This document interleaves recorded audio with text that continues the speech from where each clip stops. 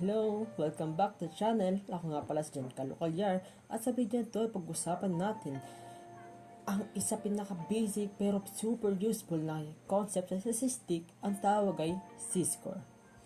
Kung nakaraang video ay variance ang ginawa natin manually, this time ituturo ko sa inyo kung paano kunin ang Z-score step by step nang hindi nakakalito at di nakakadurog ng brain cell.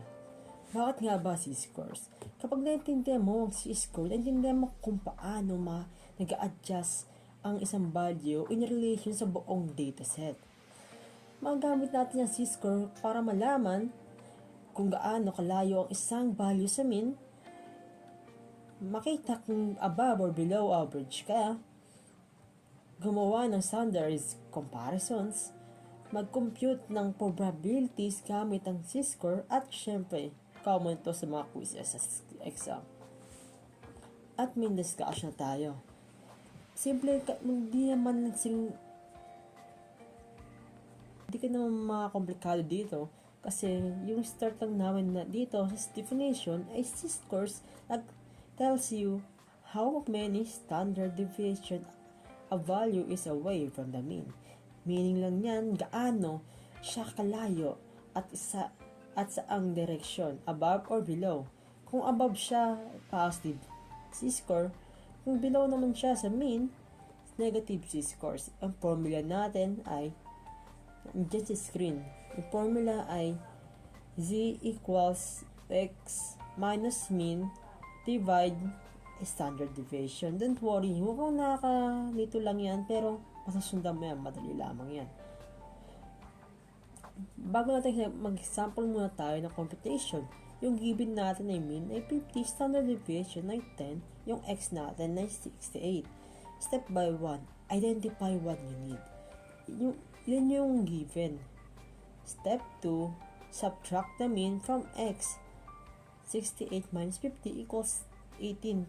This tells you that the score is 18 points above the average. Step 3, divide by the standard deviation. Pagkatapos mo sila, i-divide mo sila sa 10, yung standard deviation natin. Equals natin 1.8, yun yung final answer. That means, the score is 1.8 standard deviation above the mean, which is pretty high. Yun lang po, napakadali. Kailangan ko magbibigay muna ako ng quick negative Z-scores. Yung x natin ay 46, yung mean natin ay 50 pa rin, yung standard deviation natin ay 10. 42 minus 50 equals negative 8. Negative 8 divide 10 equals negative 0.8.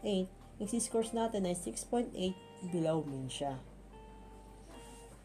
Summary natin. So, ayun nga pala, sa summary natin, kaganina, kumuha tayo ng pinakita natin kung how many standard deviation yung Z-score value from the mean.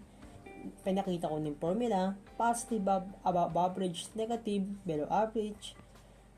So, useful ito sa comparison, probability research. Yun na po lahat ng Z-scores at napakita ko na po sa inyo paano mag-compute. Maraming salamat sa pakikinig. Maraming salamat po. Sana makita nyo ulit sa kong video. Thank you.